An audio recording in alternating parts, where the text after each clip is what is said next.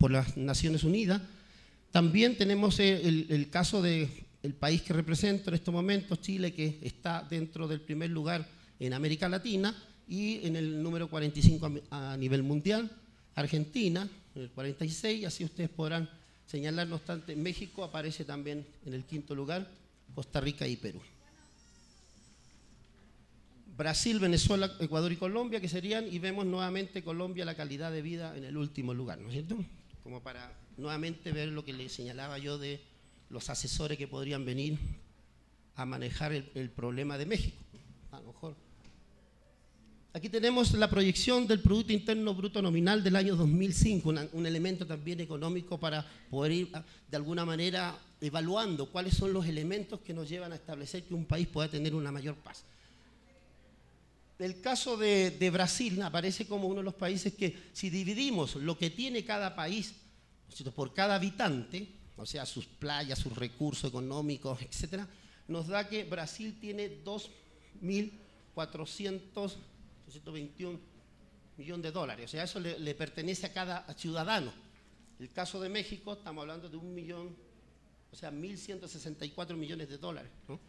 El caso de Chile, 231.000 millones de dólares, o sea, 231.000 dólares, perdón, ¿no es cierto?, que pudiese si lo dividimos por cada uno de los habitantes. ¿Por qué es interesante conocer esto? Porque la economía sobre los 200.000 dólares per cápita por habitante establecen ya un nivel de desarrollo, o sea, son países en vías de desarrollo. ¿Cuándo lo alcanzó Estados Unidos? El año 1880, Brasil en 1966, caso de México 1966, España el año 69, Australia 71. Y como ven ustedes, son países que están en desarrollo actualmente. Pero ¿qué pasa? Y nos deberíamos preguntar si el año 1966 alcanzó ese nivel México y no ha logrado, ¿no es cierto?, la ubicación que tienen los demás países. El caso chileno, que se lo planteo, en el caso chileno tenemos que Malasia, Portugal, Irlanda son los países que están al nivel de Chile con esos 200.000 dólares per cápita. Ahora, ¿cómo se distribuye ese? Si lo vemos, perdón. Aquí tenemos el proyecto ya PIB per cápita nominal, o sea, cómo se distribuye ese dinero por cada uno de los habitantes. Y podemos ver que Chile, no obstante que en el anterior está en un quinto lugar, pasa al primer lugar, o sea, se distribuye mucho mejor la economía entre los habitantes. Caso de Uruguay, que tampoco aparecía entre los primeros países. Brasil sí que estaba en el primero, pasa al tercero. Y el caso de México, 10.000 dólares per cápita por persona. O sea, es una diferencia bastante amplia si notamos que México tiene aproximadamente casi un 1000% más que Chile, ¿no? Y es capaz sí de distribuir mucho mejor las riquezas entre sus habitantes que el caso mexicano, ¿no es cierto? Ahí tenemos otros países, aparece también acá Panamá, que no estaba contemplado en lo anterior. Voy a volver un poquito para que puedan ustedes comparar las cifras, ¿no es cierto? O sea, tenemos una cantidad de México de 1.167.000 dólares, ¿no es cierto? Y el caso de Chile, 200.000 dólares. Y eso, si lo ven cómo se distribuye, es una diferencia bastante importante, que los economistas podrán, ¿no es cierto?, darnos una mayor información. Aquí tenemos también otro antecedente por el aspecto de educación, el ranking de las universidades a nivel de Latinoamérica, el caso de Brasil, la UNAM en México, el séptimo lugar la Universidad de Chile, la Universidad de Buenos Aires en Argentina, Nacional Colombia, Guadalajara, México, Concepción de Chile también, entre las universidades que pudimos señalar. Me quedó, parece, sí, una anterior porque aparecía también allí el TEC de Monterrey y la Universidad Autónoma de Nuevo León, más o menos como el número 46. ¿Qué nos interesa también señalar sobre lo que es la seguridad pública y la seguridad ciudadana como un nuevo concepto que se ha ido evolucionando?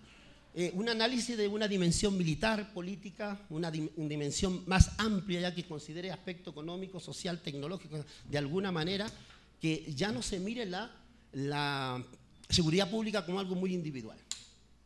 ¿Cuál es la misión de las Fuerzas Armadas, por ejemplo? Defensa nacional y la participación cuando hay un estado de excepción, ¿no es cierto?, como el actual. Pero ¿cuál es la concepción que debería realizarse en este momento? ¿Qué participación deberían tener las Fuerzas Armadas? Tarea de seguridad pública, cargos políticos, cuestionamiento de legalidad, cuestionamiento de imagen institucional.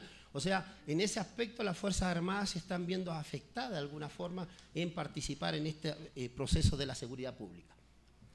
¿Qué nos considera esta visión amplia? ¿Para quién tiene que ser la visión amplia? De acuerdo a la visión clásica, la participación de las Fuerzas Armadas en esta seguridad, se trata de una seguridad nacional o una seguridad del Estado. En cambio, la visión común, ¿qué nos plantea? Una seguridad global e internacional. Pero ¿cuál debería ser la visión humana? Seguridad individual o propia. Eso es lo que se tiene que buscar. ¿Qué valores, ¿no es cierto?, se pretenden?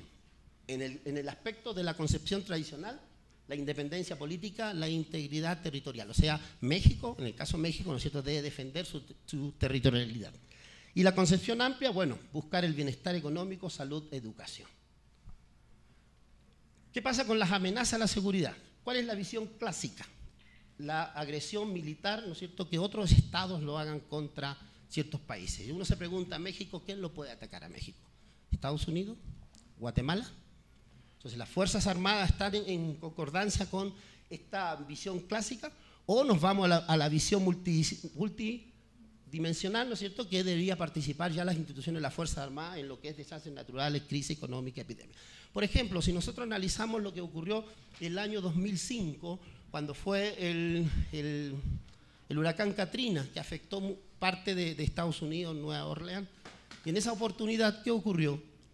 México envió tropas a Estados Unidos, ¿no es cierto?, en apoyo a esta situación, que se estaba muriendo gente en ciertos sectores.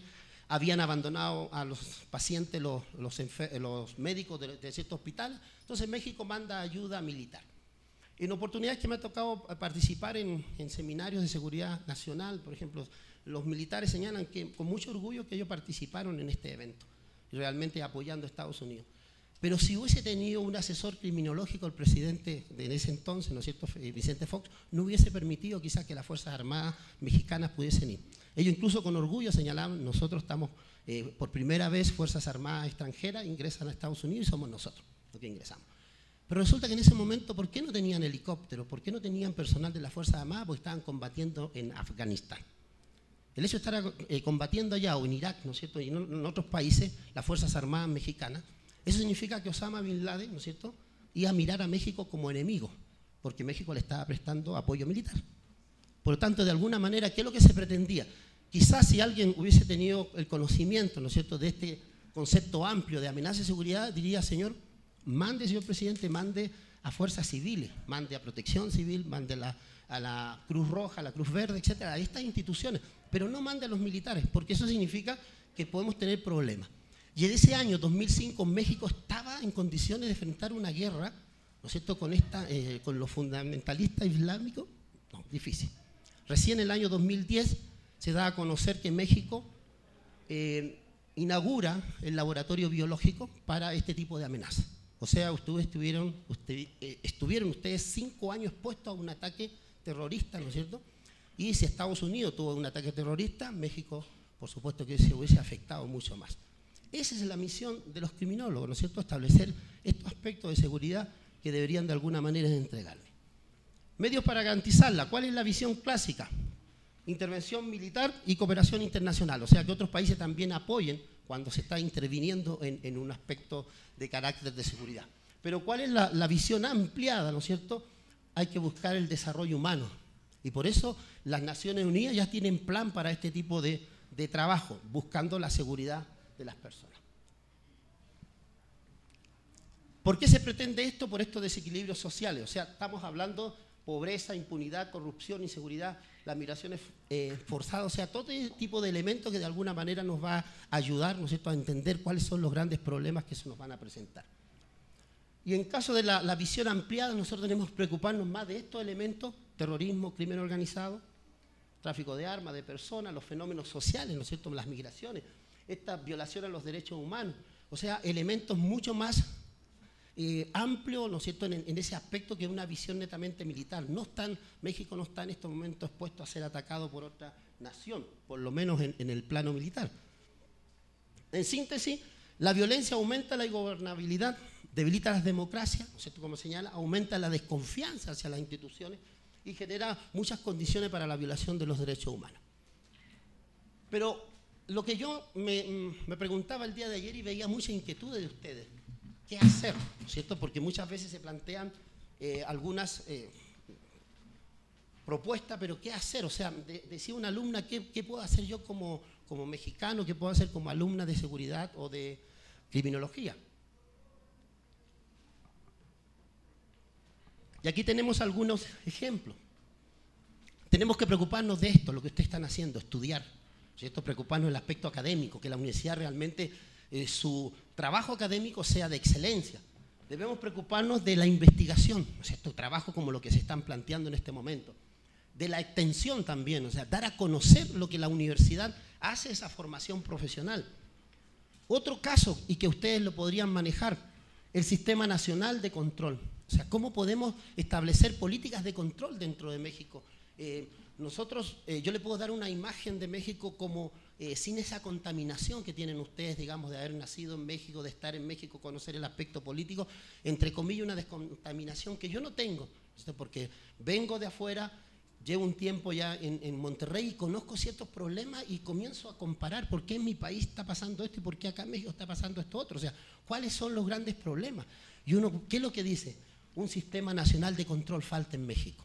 Por ejemplo, ahí yo planteo el caso de las leyes nacionales. ¿Por qué tantas leyes en México? Si el delito es uno solo, el homicidio es uno solo en cualquier parte del mundo.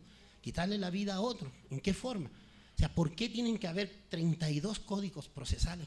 ¿Por qué tiene que haber 32 códigos penales más el federal? Entonces, esa multiplicidad de leyes, por supuesto que genera problemas. Y lo veíamos ahora, está trabajando la Autónoma de Nuevo León en una cadena de custodia para homologar el procedimiento en todo México. Y hay 32 estados que tienen cada uno sus propios procesos de cadenas de custodia. Entonces, ese inconveniente el que genera. El otro caso, se plantea el rol único nacional. Nos dábamos cuenta también nosotros, ustedes tienen el CUR, tienen el IFE, tienen el número de pasaporte, tienen el número de cédula de conducir, el registro universidad, el Instituto de Salud,